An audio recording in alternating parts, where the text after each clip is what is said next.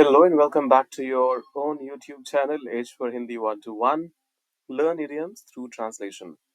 5 statements हैं और इनके माध्यम से एक इडियम है जिसको आप आज समझने वाले हैं। लेकिन वीडियो शुरू करने से पहले लाइक शेयर सब्सक्राइब, जैसा मैं हमेशा कहता हूँ, आपके लिए फ्री है, लेकिन हम जैसे नए क्रिएटर्स को काफी इंकरेज करते हैं। कोई टॉपिक है जिसपे आप भी देखना चाहते हैं वीडियोस तो वो लिखिए कमेंट में। करते हैं शुरुआत। मुझे अपना असाइनमेंट पूरा करने के लिए देर रात तक काम करना पड़ा। देखिए, जो इडियम है वो है बर्न द मिडनाइट ऑयल, और इसके बहुत सारे मीनिंग्स हो सकते हैं। हिंदी में खास तौर पे अगर देखें तो मतलब उन सारे ही केसेस में, उन सारे ही मीनिंग्स के लिए आप इस पर्टिकुलर इडियम का इस्तेमाल कर सकते हैं।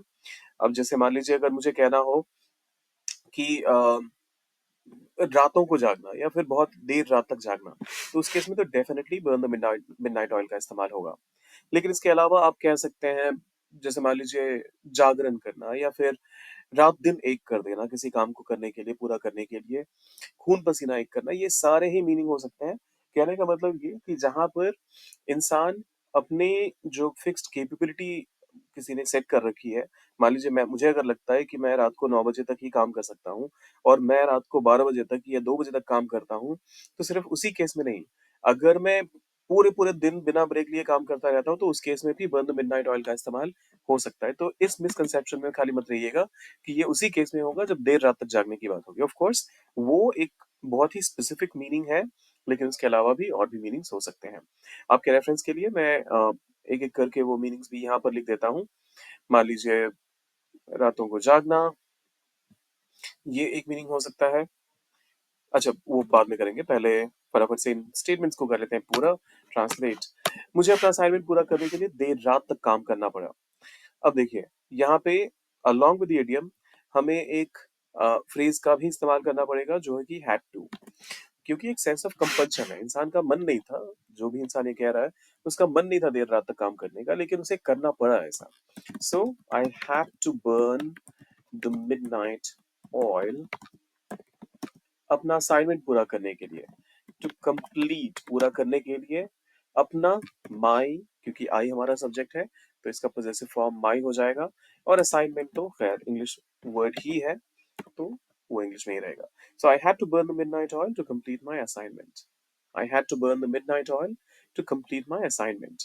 वो अपनी परीक्षा की तैयारी के लिए देर रात तक पढ़ाई कर रहा है। वह पढ़ाई कर रहा है। अब देखिए, ही का तो मैंने इस्तेमाल कर लिया, लेकिन देर रात तक पढ़ाई कर रहा है। He is okay, he is he is burning the midnight oil, इस चीज के लिए, अपनी परीक्षा की तैयारी के लिए। सो टू प्रिपेयर, तैयारी के लिए, टू प्रिपेयर अपनी परीक्षा, for his exams. He's burning the midnight oil to prepare for his exams. He's burning the midnight oil to prepare for his exams. उन्होंने एक नया उत्पाद समय पर लॉन्च करने के लिए देर रात तक मेहनत की। उन्होंने दे देर रात तक मेहनत की। अब देखिए, पास्ट की बात है तो जब बर्न होता है एज अ वर्ब, तो इसका पास्ट दो तरीके से बन सकता है। आप बर्न्ड भी कह सकते हैं और बर्न्ट भी कह सकते हैं, दोनों ही एक्सेप्टेबल हैं। अगर आप अमेरिकन इंग्लिश फॉलो करते हैं तो उसमें ईडी के साथ होता है।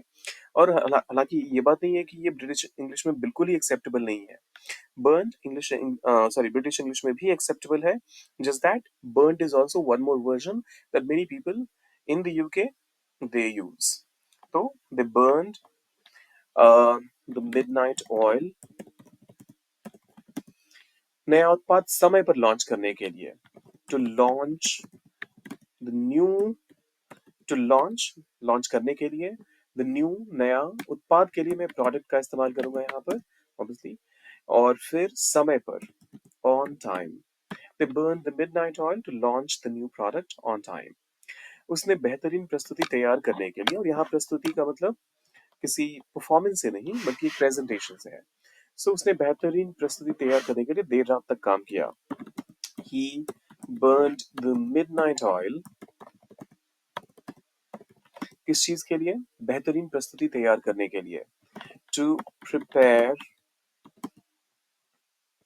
to prepare अ, अब देखिए बेहतरीन के लिए आप चाहें तो यहाँ पर परफेक्ट का इस्तेमाल कर सकते हैं। आप चाहें तो अ, बेहतरीन सो परफेक्ट तो एक डेफिनिटली ऑप्शन हो सकता है। आप चाहें तो इसके बदले अमेजिंग, लेकिन उस केस में ये ध्यान रखिएगा कि ए के बदले एन हो जाएगा यहाँ पर, क्योंकि ऑब्वियसली अमेजिंग का जो पहला साउंड है वो है। So amazing presentation. So a perfect presentation, an amazing presentation, a mind blowing presentation अगर casual conversation हो रहा है तो अब तो ये सारे ही ऑप्शंस हो सकते हैं। अच्छा, एक और चीज का ध्यान दीजिएगा, द परफेक्ट प्रेजेंटेशन का इस्तेमाल करने की जरूरत नहीं है। परफेक्ट आई नो कि ये अपने आप में एक सुपरलेटिव डिग्री का एडजेक्टिव होता है, इसमें मोर मोस्ट नहीं भी लगाएंगे तब भी ये सुपरलेटिव ही है, लेकिन इसके साथ कभी भी द का इस्तेमाल नहीं होता। सो द परफेक्ट प्रेजेंटेशन मतलब वैसे हो सकता है, लेकिन इस सेंटेंस में द का इस्तेमाल करने की जरूरत नहीं है। So a perfect presentation, he burnt the midnight oil to prepare a perfect presentation. सफलता पाने के लिए उसने देर रात तक जागकर मेहनत की। सफलता पाने के लिए, टू अचीव सक्सेस, ये मैंने पहले भी बताया हुआ है आप लोगों को।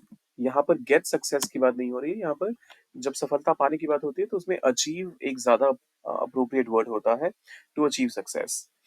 उसने के लिए ही का इस्तेमाल कर लीजिए। बर्न द मिडनाइट ऑयल तो आपको पता ही है।